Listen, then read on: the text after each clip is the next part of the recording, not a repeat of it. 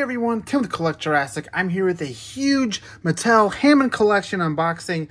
This is going to be an awesome one because there's so many cool figures to go over in this unboxing and review. This is basically every figure that's come out for Hammond collection in 2023. We have Concavenator, Geosternbergia. I hope I'm saying that right. Maybe it's Geosternbergia. I don't know. Ankylosaurus, Velociraptor, the Jurassic Park 3 version, also known as Quilliam in the community. We have Pachycephalosaurus from Lost World, Robert Muldoon, and John Raymond Arnold, also known as Ray Arnold from Jurassic Park. So all part of Hammond collection, Mattel's, super collectible, super articulated, super detailed action figure line. At least that's what it aims to be, of course. I know there's definitely a lot of opinions out there about how close Hammond collection comes to it, but I will say that as a whole, these figures all look great, and I cannot wait to get them out and look at each one today. But let's take a look at the packaging before we get there. We'll take a look at these smaller figures first in terms of packaging, and then we'll head over to the big ones after we get these smaller ones out. So right now we're looking at basically one wave of Hammond collection for 2023 in terms of the smaller figures. These are like the I think they used to be like $10 and they became $12 and now they're like $14. I don't know. The price keeps going up and up. Still a pretty decent price for this really cool window box that's definitely feels a little bit more premium. And the figures themselves, of course, which we'll get to, still feel great at basically all of those price points. They just felt really good at $10 to $12. But what's cool about the packaging is you take this packaging and you look at it from the side and you get to see movie logos for basically, I'm going to put these in order actually. You get to see movie logos as well as little renders for the figure inside, but you can see we got Jurassic Park, Lost World, and Jurassic Park 3. So I love that they do that. It's a really cool kind of display idea. Makes me wish I actually collected these in box. I was planning to, but I'm running out of room for toys, so I have to make sacrifices here and there, and that was one of them. But they do look really cool in package. You can see all of these boxes also have the Jurassic Park 30th anniversary logo on them, since this year is the 30th anniversary. I'm sure if you're watching my channel, that's nothing new to you. Then otherwise they have the Hammond collection logo on the side. They have that little embossed Jurassic Park T-Rex logo up here. You can see how it is actually three-dimensionally printed on there with a gloss coat. And then on the back for all of these, we're going to have not just figure renders, but actual little movie scenes and quotes. Robert Muldoon, it's got the picture of him from the movie, a skilled hunter himself. Robert Muldoon is no match for the clever Velociraptors at Jurassic Park. Nice nod to the movie line there. John Ray Arnold, unable to go through about 2 million lines of code. John Raymond Ray Arnold risks life and limb to restore the power system at Jurassic Park. Hold on to your butts. Some iconic movie lines there. Also, a little play on words with that life and limb. As we know from the movie, he loses an arm. Then we got Pachycephalosaurus. I love the little screenshot they have from the movie. It was in the movie for about 3 seconds, but they managed to get a pretty good photo of it. With a name that may be difficult to pronounce, the Pachycephalosaurus faces engine head-on with a skull that's 9 inches of solid bone. Another quote from the movie. And then we have the Jurassic Park 3 Raptor. Nice beauty shot of the really cool raptor design from that movie. After an encounter on Isla Sorna leaves him trapped, the Velociraptor communicates with his pack by calling for help, and Dr. Alan Grant can't help but notice. So pretty fun stuff there on the backs of these smaller boxes. We'll get to the bigger boxes soon, but let's go ahead and open up this wave. We're going to go ahead and start with the dinosaurs, and then we'll get to the humans.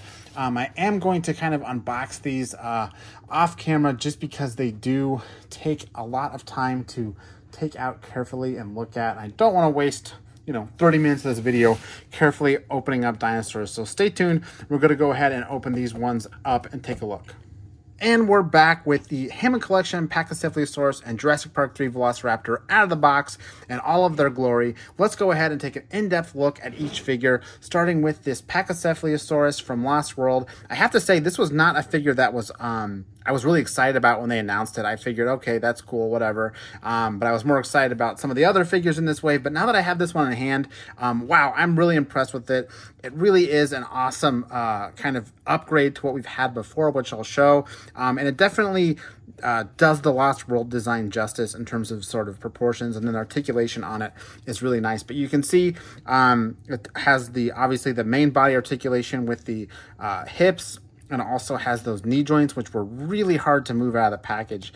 I did kind of do some loosening up here, but you can do all kinds of poses from there. And then his ankles also move, and he also has ankles that rock back and forth, which lets you do some really cool kind of like dynamic poses where he's kind of tilted off to the side. See how you can kind of make them angle in so they can be stepping on rocks and things like that. Then it also has arm articulation at the base of the body, as well as the elbow there. So nice articulation there in terms of you know, just basic limb articulation. I guess one could argue they could add wrist articulation, but I think that joint would get pretty small, so I for one don't miss it. And then of course you have the tail articulation. All the Hammond collection figures have that like ball joint at the base. Then the tail itself is actually rubber with a wire in it that bends and stays in place. Not my favorite execution for this. I'd prefer almost a solid plastic tail, just because that wire is a little wonky in there, and I do worry over time what this figure might look like in, you know, 15 years, because hey, that's how long some of us collect this stuff and keep it on display. So I'm hoping that you know, they've done something to the plastic so that it does kind of hold its quality over time. And the most important piece of articulation on this one, definitely going to be the neck and head area. So it does have a really big range on its neck, so it can look up. Then it also has a secondary joint on its head, so it can really do, you know, it can look up at the trees, it can look down, it can also do its classic headbutting pose, which is, you know, definitely what you want on this one. Really, two really smooth joints there. And then what's really cool about Packy is that it actually has articulation in the jaw, this tiny little jaw right here. If I can get my nail in there, it's so tiny. Opens up, and there's a little painted tongue in there and everything. It's pretty incredible that they managed to get that much detail in such a small little mouth. But here we are. It does kind of highlight the fact, I know a lot of people have had issues with the Hammond collection Triceratops not having articulated mouth. But if they can do a mouth this small, I guess they really probably could have done that on the Triceratops. And it doesn't even look bad. It doesn't look weird at all. It's kind of unnecessary if you ask me, but I guess it's nice to have poses where his mouth is just slightly open like I have here. So yeah, I mean, you can do all kinds of running poses and standing poses and crouch down and grazing poses. I mean, he'll do it all, because these Hammond collection figures, that's what's great about them, is they do have just really cool articulation. I kind of prefer the head kind of, the neck kind of down, the head kind of up. That's kind of feels to me like what we saw with the Stan Winston animatronic. So that's kind of the pose that I like to capture with him. But yeah, it's a really nice figure. And I actually think I'm going to get a one or two more, just because, you know, there were a few in that Stampede scene in the Lost World. And I like to do that with some of those herd animals. So I think Packy's going to be a candidate for getting a couple more copies of this figure once they come out and are a little bit easier to find from like Target or something. So that's Pachycephalosaurus. Moving on to the Jurassic Park 3 Velociraptor. This is a really, really cool one. Definitely a figure we haven't got a lot of in terms of toys from Mattel quite yet. Of course, we have Amber Collection, but not on this 3 3/4 scale that's so popular. So you can see this guy's great. He's got painted nails on the claws and the bottom claws. The Packy only had painted tails on the feet, but not on his little hand claws. They're really small claws, though.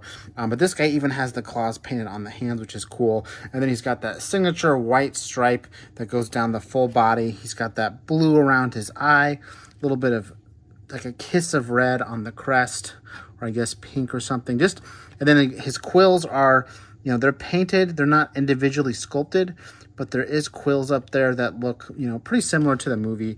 Articulation-wise, this guy's got the same articulation as the Hammond Collection Velociraptor we already know, with the feet and legs articulating. And this one has really smooth articulation, not quite as rigid as that Pachy was. And then the arms, of course, have the shoulders and the elbows, and then it has the same kind of bendy tail with a base joint. So I won't cover that too much, but yeah, it's the same one. And then it's got articulation on the neck as well, which I think it's a little bit different than the Hammond Collection Raptor we have, because this one actually is able to look, its head is able to look all the way around without looking too awkward, which is really cool. So you can see here it's got articulation, the top of the neck too, that lets it look around. And again, the other Hammond Collection Raptor couldn't do that without looking bizarre. So slight upgrade there. And then of course his jaw is articulated too. So looks really, really cool. Head on to, I mean, definitely, I know it's not perfect, but it looks pretty good approximation of the Jurassic Park 3 Velociraptor for this size. And I do think, you know, I'd like to see sharper teeth for one thing on this. The teeth are still pretty like nubby, if you will, and maybe the colors could be a little bit more saturated, but I mean, honestly, yeah, I'm still very happy with this figure. And another one that I want to get a couple of, since there was a few in the movie, you know, hunting down the Kirbys and Alan Grant. So pretty cool Jurassic Park 3 Velociraptor. Again, the first one we've gotten at this scale. We did have the Amber Collection version one, which I did want to get on screen here because it is just an incredible figure. Definitely my favorite of the Hammond Collection dinosaur figures. I wouldn't say my favorite human, I mean my favorite out of all of them, because I really like some of those human figures, but this dinosaur figure, as it stands, is pretty awesome, and it does have some great paint applications too. But yeah, I mean, this thing definitely has way more paint than the Hammond Collection version, which is kind of the big drawback of the Hammond Collection version. When you put them side by side, there's just so much more going on. Definitely lots of different patterning going on throughout the body and all that we just don't get on this smaller figure. I mean, it's just way more basic, which is a bummer. I mean, I understand that it's a smaller figure, so you can't put as much paint on, but I'm definitely missing it in the smaller figure. The one last comparison I wanted to do before these figures before we move on is sort of like take their mainline non-Hammond Collection versions. For Pachycephalosaurus, the closest one I could find was probably the Legacy Collection Pachy that we got back in 2018. It was probably the most solid recreation of the Lost World Pachy we got from Mattel. Not a lot of articulation here. The paint application is very similar down to where they put the splotches and everything, but you can see this figure is much larger. Again, has this fun head popping action. Very basic sculpting. I always thought the legs and stuff looked really weird and not even really dinosaur-like.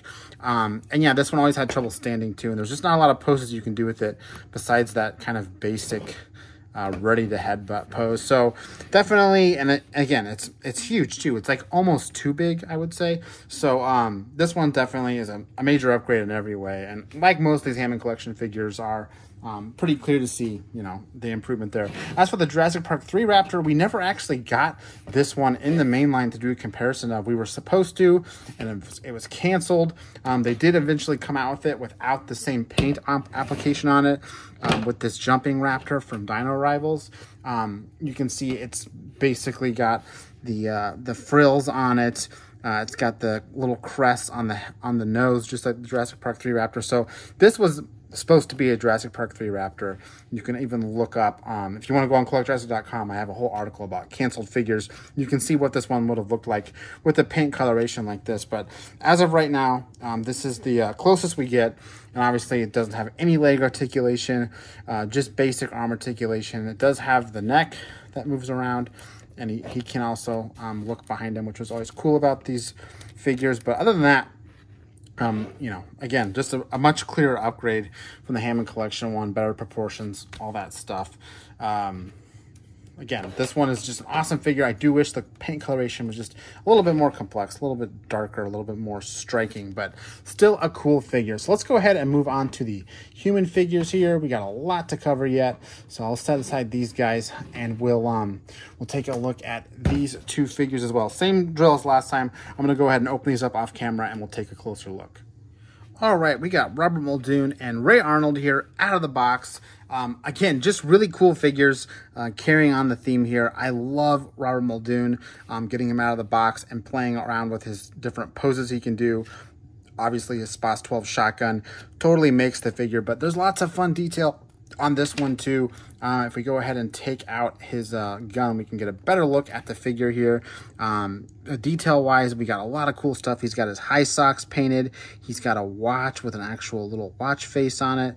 His vest and everything perfectly matching his park uniform. And then he's also got even a little ID tag in there. It's super tiny, but they printed it on perfectly. I can even make out engine in Jurassic Park. So that little detail right there is huge. Then of course on his face, very fair likeness from the movie. This is his hat head. He also came with a alternate head where looks, I guess I would call that worried or concerned or scared. And the way you put that on is you literally just pop this head off. See, it's on a ball joint, and you just push this new one on, and there is Muldoon looking worried. His hat's off, all that stuff. Not my favorite kind of look for him. For me, Robert Muldoon will always be with this. I'll go ahead and put that head to the side with his hat. I think that looks way better. And speaking of interchangeable, he also came with interchangeable hands. These are his hands that let you hold his gun. And he also came with two other little hands. I'm not really sure why. That are just, I guess because they're in more of a neutral pose, they're just kind of open. They're not doing anything too specific here. They're just for maybe just, having his hands to his side. But I pop those right off. I mean, they just pop off really easily. They just pull, oh no, they just pull off and they push back on. They made the joints there just tight enough that you can do articulation with them, but loose enough that you can pop them off. Well, I want to make sure everybody's standing up behind me. But yeah, I mean, that's that kind of little, accessories aside. This is basically what you're getting is the figure with the shotgun. It's got a little strap too. Which is cool. I mean, previous versions of Muldoon, I don't even think they ever, if they came with a shotgun, didn't come with the strap. I know the Amber Collection version did not come with the shotgun. And then the Legacy Collection version, which I do have here, came with a shotgun without the strap. And you can do a nice little side-by-side here just to see how much of an upgrade, just from, the likeness and the general coloration of the outfit. This one looks so much closer to the movie. I mean, they all have the same sort of outfit on, but this guy never did look like Robert Muldoon. Whereas this is just for this size, a very, very near perfect recreation of his likeness. So this is the Legacy Collection version of 2018. Clearly upgraded for Hammond Collection. And his articulation is really cool. He's got, of course, all the arms that move at the shoulders and the elbows. His hands obviously are going to move at that joint I popped off, but they also rotate in and out, which lets you do some cool things. Head's on a ball joint, so of course you can move that up, down, around. His hips and his waist have a little bit of articulation. His waist has just a little bit of articulation, not a lot, but he can definitely, turn around like that, turn to the side, and then his hips move back and forth and forward and backward. And then his knees are double jointed, so you can really kick up his leg behind him and do some running. And then he's also got articulation on his feet that lets them rotate all the way around 360, and also they rock a little bit back and forth. Not much, but they do pose a little bit from there. One thing that is missing that I know some of the newer Hammond Collection figures are some mid-articulation right here, so you can't rotate his knees out. His knees will always be directly in front of him, which doesn't let you do as many poses as I would like.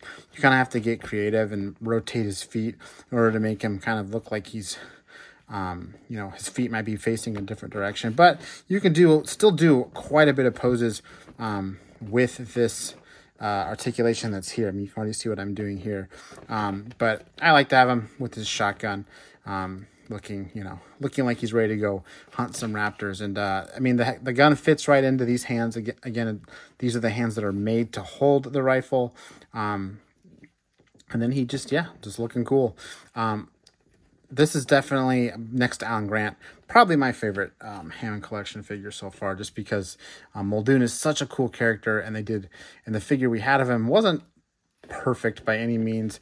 And now we got this one that just really, really nails the likeness, and comes with that cool accessory of that strapped shotgun. So that's our Muldoon for you. We'll go ahead and put him aside and take a look at Ray Arnold.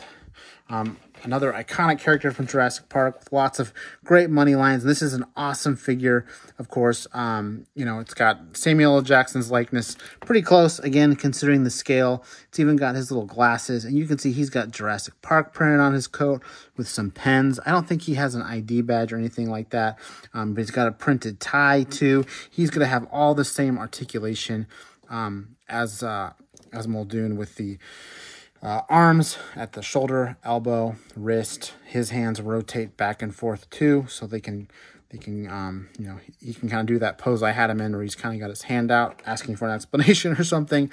And then he's got the waist articulation and the leg articulation too. Really cool sculpting on the waist with like the belt loops and the belt buckle. There's even like his pants have like a little bit of folding in them, so really nice detail. He's even got darker colored shoes that have the same 360 and a little bit of back and forth articulation. And yeah, you can actually take his glasses off too, I believe. No, maybe not. His might be stuck on. I know some of the characters have glasses that will pop off, but his look like they're stuck on. At least I don't want to rip him off on camera to find out that I can't do that.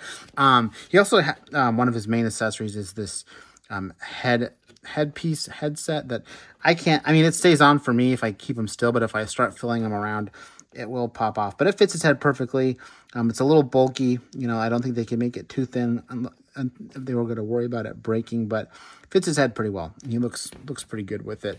One little accessory that you get to do with this guy is you can pop his arms off, not unlike the movie. They pop off right there. And they do pop off pretty easily. So you can take his coat off and then give him, he comes with an alternate pair of arms that give him the coatless look, which he did have for a decent part of the movie. He was not rocking the lab coat for very long. So this is more indicative of what he had on screen most of the time, which is, you know, all these Hammond collection human figures come with something like that to kind of give them that value with the price.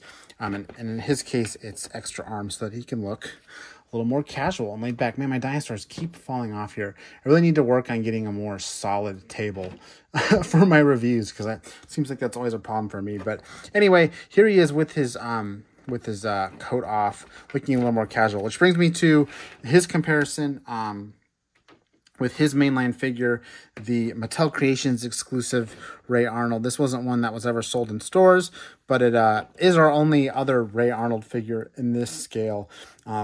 And it's not Hammond collection, so its articulation is pretty basic, but it does have a couple fun differences, like the tie around his neck is a little messier. Again, that's kind of how it was in the movie. He looked a little less, as the movie wore on, he looked more and more frazzled. So this is a little bit more frazzled. You can see the paint is, you know, the coloration is just ever so slightly different.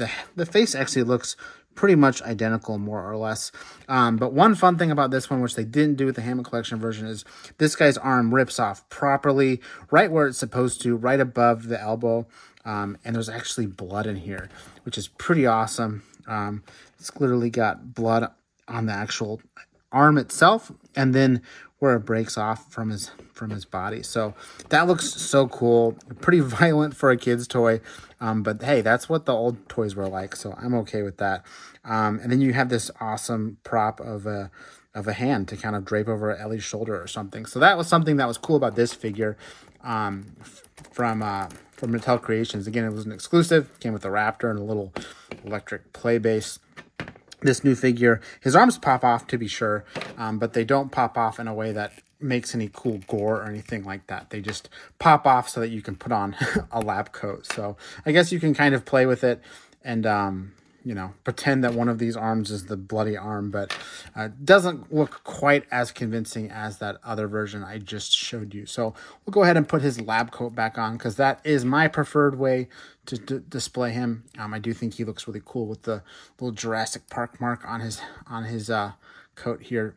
And these do just push in. They just take a little bit of muscle to get in square, but I do really like that they made them tight enough that they feel like they're supposed to be sticking on there, but loose enough that you know, they can pop off if you need them. I'm gonna go ahead and put their little accessories off to the side here, but yeah, that's Muldoon and Arnold, and also that's the last of the small Hammond collection figures that we've gotten so far this year. Really cool stuff.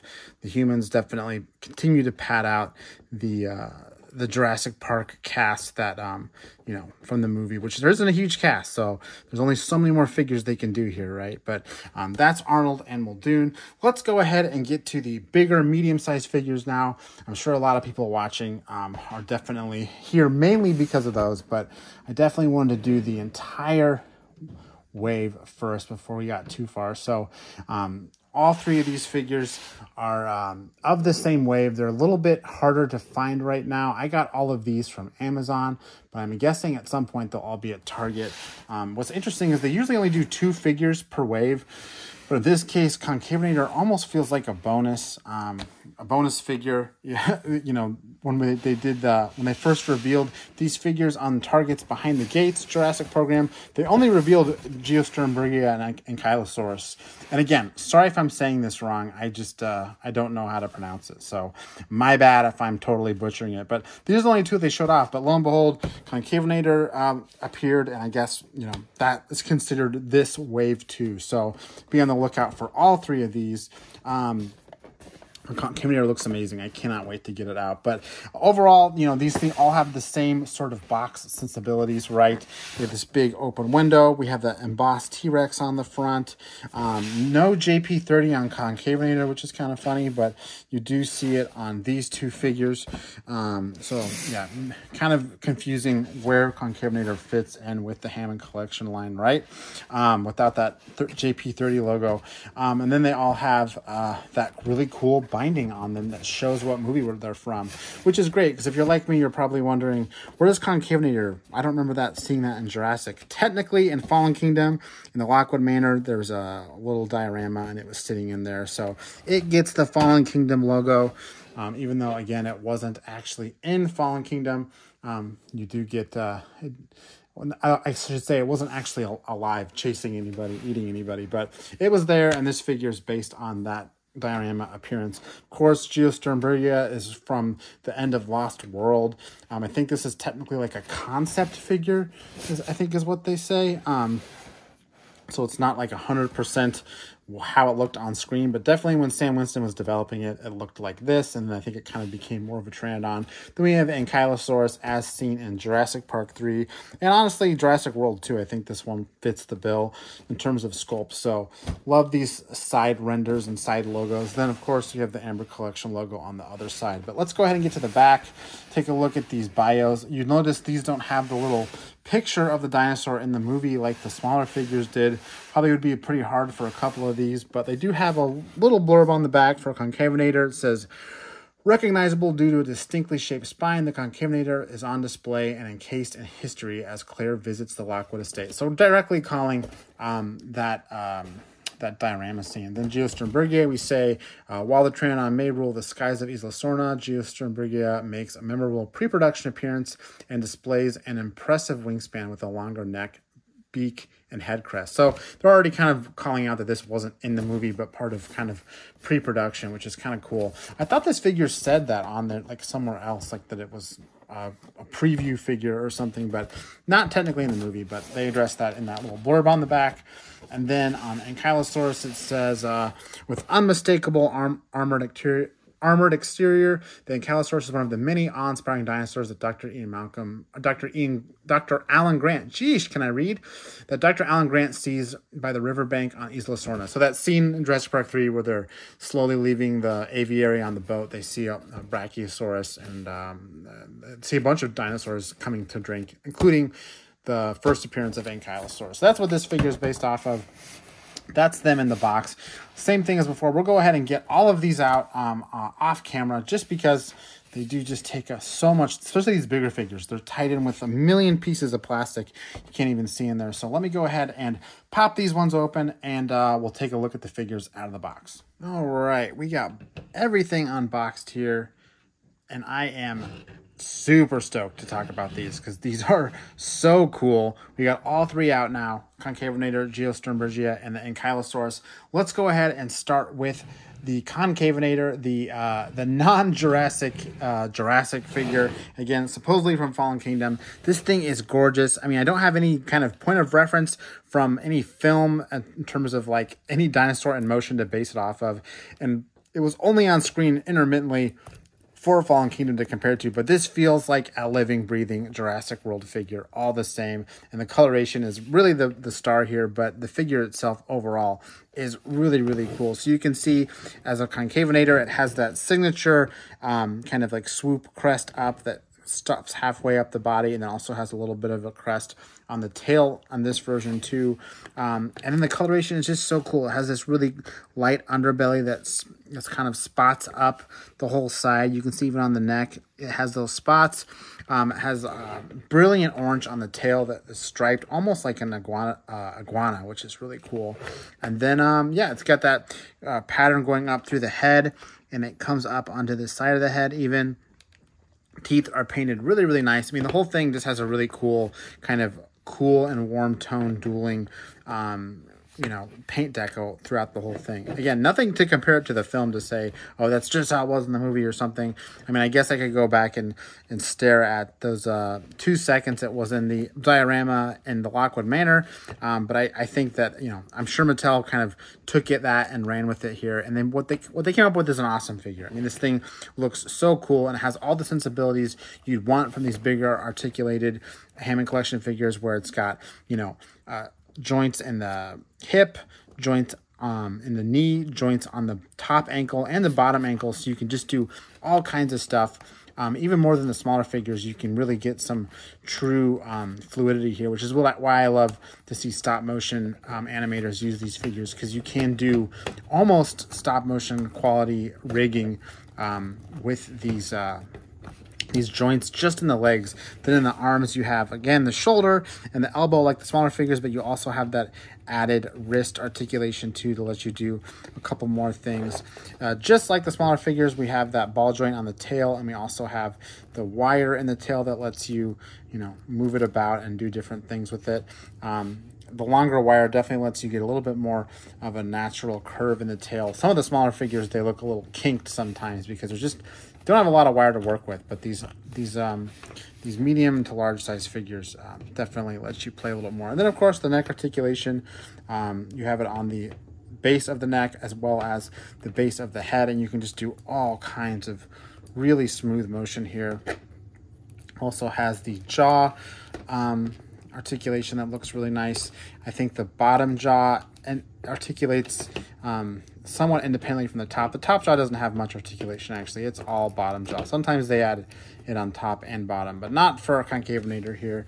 But yeah, I mean, overall, it looks really, really cool, and it looks like it belongs straight out of a Jurassic movie, even if it really technically wasn't. It's for Mattel's kind of first deviation in Hammond collection away from a straight film species. You know, you could do worse than this really cool Concavenator figure that has tons of articulation and just really, really cool coloration too, and obviously lets you do some really cool poses with it.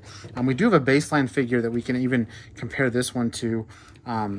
We had actually a couple of Concavenators from Mattel, so this Hammond collection version isn't completely new from them.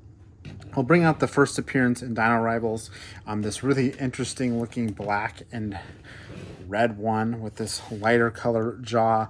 You can see this one obviously is lacking all of that that key articulation. It literally just has one leg that moves, or the legs that move with one joint, the arms that move with one joint. This one had some really cool detailing on it that they don't think they even used a bit of in this other figure. It also has the signature sail on the back, paint all the way down to the tail. The head was always a little ugly to me. I think this one makes noise too, or at least it used to. Well, maybe it didn't. I don't know. Were these ones that made noise or not? I can't remember. I guess this one maybe didn't make noise. Oh yeah, this one was a dual attack. That's right. So it did one button that moved the tail, another button that moved the jaw. So not the prettiest face, but you can see the resemblance here on these two. I mean, they definitely were cut from the same mold. They just refined it a lot for the Hammond Collection version. And obviously this one doesn't have anything accurate coloration-wise to the Fallen Kingdom appearance on screen. This one also has a really hard time staying upright. You can see kind of how it leans to one side, and that could just be from being on my shelf for so long. That's giving it a little bit of trouble. It's like 1 foot needs to be fixed or something. But yeah, not its best appearance, but that is the first mainline appearance. Definitely my favorite of the mainline figures of Concavenator. There's 2 more that I don't know if they necessarily made this one you know, were any drastic improvement. I like this base one, but nothing is better than this Hammond Collection figure. I mean, this thing just looks so cool, much more natural feeling, and again, I love that iguana sort of striping in the tail. So Concavenator, excellent figure, high quality paint colorations. All the joints are super smooth. No complaints from me for the Concavenator. Definitely a really cool figure. Moving on, let's talk about Geosternbergia. This one is again from Lost World, but not technically on screen either. More of like a concept. I have it here out of the box, and it's pretty fun, kind of like on the ground pose, which you really can't do a lot with pteranodons. Our flying reptiles from Mattel Jurassic, but the Amber Collection, Jurassic Park 3 Pteranodon let you do this, and so does this Hammond Collection version. Lets you fold the wings down to get that you know, that pose. It's pretty cool. I'll do the flying pose here in a second, but let's talk about well, let's go ahead and just bend it out and talk about the articulation, including those wire wings that let you do that. So here it is, and in all of its glory, the Geosternbergia. You can see all of the get this head pose down here. You can see all the wingspan this thing. It's actually a pretty big figure. Do I think it's as big as like this price point calls for? I don't know. There's not a lot of plastic to it compared to something like the Ankylosaurus. That's just a ton of plastic. You're paying the same price for these, and this is no, arguably a smaller figure. It's smaller. The wings might be big, but in terms of like actual volume of toy, it's a smaller toy. But anyway, it does have a pretty impressive wingspan. Wings are beautifully painted with that darker color, sort of on the front end. They're made of this rubbery plastic that you know, it's definitely soft, almost like real feel. And then there's wire in the actual wing here. Not this part. This part's just bendy in general. There's no wire in this kind of first part of it, but there is wire in this back part that lets you, you know, you can kind of make them curve up a little bit if you want, like in a you know, flapping pose. Kind of flap them like that. So you can do lots of different stuff from that point of view, or you can have it in that walking pose, which I had, which I'll do again here later. But for the sake of talking about the articulation, we'll go ahead and still keep the wings fully out like that. Seems like there's paint on both sides of the wings, which is cool. And then the body itself, we have this really striking blue color that goes all the way through to the face. Has a really light underbelly with a little bit of paint blending in, so the wings kind of blend in. You can see the wings are actually connected to the body right here too. So even while you're flapping, you know, the joint from the shoulder, the plastic stays kind of webbed with the body, which is cool. So yeah, speaking of joints, you have the joints on the wings that let you do the flying pose, the pretty classic flying pose. We also have multiple points of articulation on the feet, I guess you'd call them. So at the body, also sort of, I guess, what you'd call the knee, and then also at the ankle. So it can do like a landing pose. It can, you know, grab people. you know, it has a little bit of flexibility there in terms of how you want to pose it. And then going up into the wings, I covered that bendableness, but it also has articulation on these little claws, which is cool. So you can move those around if you want. I don't know how paleo accurate those claws are, but they do help in this case, kind of give him something to hold the ground on when you make him land. And then his head, he's got the neck articulation here, that's at the body that articulates, and then the head articulates on the neck. One thing I do want to call out that I'm pretty disappointed with here is that there's blue paint on this figure, and the joints have the blue paint on it, and this bottom of this neck, and you can see just how like destroyed it is. This is just me moving it for 2 seconds before I started filming. After I got this out of the box, it's completely rubbed off just from moving inside the joint. I mean, that's pretty poor design, especially when you look at the Concavenator that has tons more articulation, and for some reason, you know, there's no paint rub there.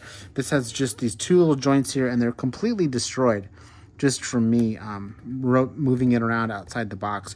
Maybe this isn't the case with every figure, but I kind of have a hard time believing that, because I know this happens on some of the smaller figures too. So yeah, definitely points off this this right here. That's a bummer to see that. You almost have to keep his head in one position in order to avoid that, which, you know, that's not the point of these figures, right? You're supposed to be able to pose them. Anyway, getting back to the head, you know, without spending too much time on that disappointing part, the head does look really cool. I mean, it's got nice painted eye.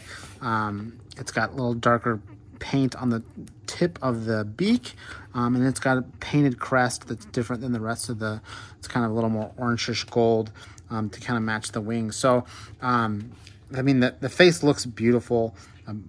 Again, this isn't from the movie. I can't say it looks just like the movie, but it definitely looks just like the Stan Winston kind of developmental sketches you see here. So definitely looks realistic. Definitely looks like a live animal and not something too stylish like a lot of the mainline is. Speaking of stylish like the mainline, let's go ahead and bring in the Geosternbergia we got for the Legacy collection.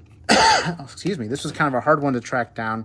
Didn't really get a big release, so if you're looking at this figure and saying, I've never seen that before, you're probably in good company, because it never really showed up anywhere. But this is the Legacy collection version. You can see it has the same head, more or less the same coloration. It's a lot more muted in its colors, but same basic premise, much less articulation, but the same idea. One kind of drawback of this one is it uses a lot of the same assets as the Jurassic World Pteranodon, which includes the toothed beak, which is you know, terribly inaccurate, not accurate at all actually. Whereas this Hammond collection version has just a regular open mouth with a tongue inside, no teeth. Makes this one look a little questionable, but yeah, this is the mainline version of it. Very simple, not quite as pleasing to the eye as this gorgeous Hammond collection version. And what's cool again about this one that you can't do with a lot of mainline figures is you can pose it and make it in the landing pose, basically by bending up these wings, which I'll do right now. Just bend them up, bend this one up, bada bing, bada boom, and bend them down. Put your claws out, and then you just have to make sure you get those back claws touching the ground so it looks like he's walking. That was the hard part for me, was to get those kind of touching the ground. And I think it helps too if you put his front claws down a little bit so they're kind of touching the ground too. Yep, so that's basically as good as it gets. I could probably spend some more time making it perfect, but it is cool that you can do that pose. Again, similar with the rubber tails and all these dinosaurs, I do worry how this this rubber on this wing's gonna hold up over time, but as of right now, it looks great. And you know, I would love this figure if it didn't have those paint quality issues with the joints. Maybe it's just mine, but maybe not. I have a feeling it's not just mine. But if you have this figure and you don't have that problem, good for you. But if you do, yeah, I'm right there with you being frustrated by it. So that's Geosternbergia. Then last up, we have the Ankylosaurus. This is one heck of a figure. Let me tell you, this thing is This thing is large and in charge. It is literally a tank of a toy right here that we're looking at. I mean, and it's gorgeous, gorgeous figure too. Great paint sculpt, great paint application across the whole sculpt. Just a really bulky, hefty figure, and makes a really good use of those sensibilities of the Hammond collection in terms of articulation. The main body is just one solid piece of plastic. The horns themselves are a different cast of plastic poking up from the top, so you're not going to get, these aren't individually painted. There's not any room for them rubbing off or anything like that. And this plastic piece kind of sets on top, so you have all these other horns. And these are a little bit more rubbery and nubby, which is fun. Again, probably helps kind of curtail any kind of paint wear issues on that. And then the whole underbody is a lighter color, and then the articulation, you know, it's got that impressive Hammond articulation with the you know, the thigh, the knee, and then the ankle. Not as many joints as, say, like the Concavenator that has 1, 2, 3, 4, 5 joints. 1, 2, 3, 4. Sorry, can't count. But this one only has 3. But I think that's all you need when you have short and stubby legs like this, similar to the Triceratops. Do want to call out, there is no paint on these toenails. You know, that's something that I think should be pretty standard on these super collector grade figures. You can see the Jurassic Park 3 Raptor has claw paint and front nail paint. So I do feel like that's sort of a miss here. I get it. They don't think it needs it. They're going to save a little money not painting them. But honestly, I think we can all agree that if these are supposed to be premium figures, they should have those details built in. But anyway, these all have a really nice ball joint on them, so they move really, really easily. Again, really smooth joints. Didn't take a lot of working out of the box to make them, you know, articulate well. And then the tail is pretty cool because it has not like a bendable tail like we've been talking about all this whole review. It has different joints at different spots. So it's got a joint right here at the base that rotates, a joint right here in the middle that rotates, another joint that rotates, and then yet another joint that goes on to the club, which is a little bit of a softer plastic, but still, none of this has any wiring on it. It's just articulated joints, which I think they can get away with because you can barely see the seams when you think about the armor plating, but really lets you do all kinds of, you know, cool poses without needing to use a wire, which is fun. So I'll do the little swing back pose. And that brings us to the final part of articulation, which is the head and neck. It's got that base neck articulation as well as the base skull articulation. So it can do some, you know, grazing. It can be looking up. It can be tilting its head to the side. And then it also has a little tiny mouth articulation, just like the Pachy.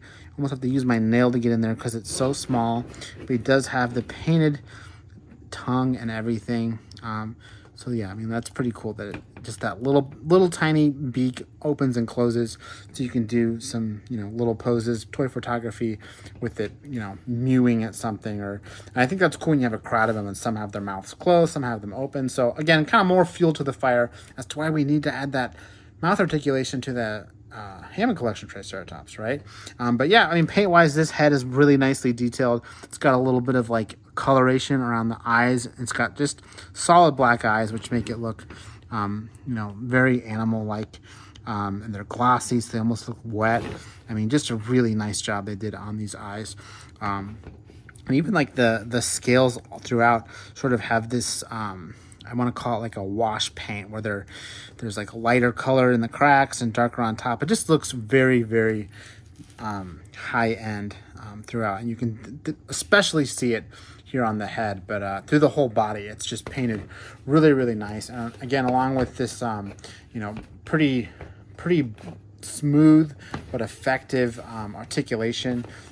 This figure is just really, really cool that you can do so many cool poses with it. And I love the fact that the tail has all of these joints on. Let's see if I can kind of get to do a little bit more of a hunch down with the tail back pose, maybe, if I could.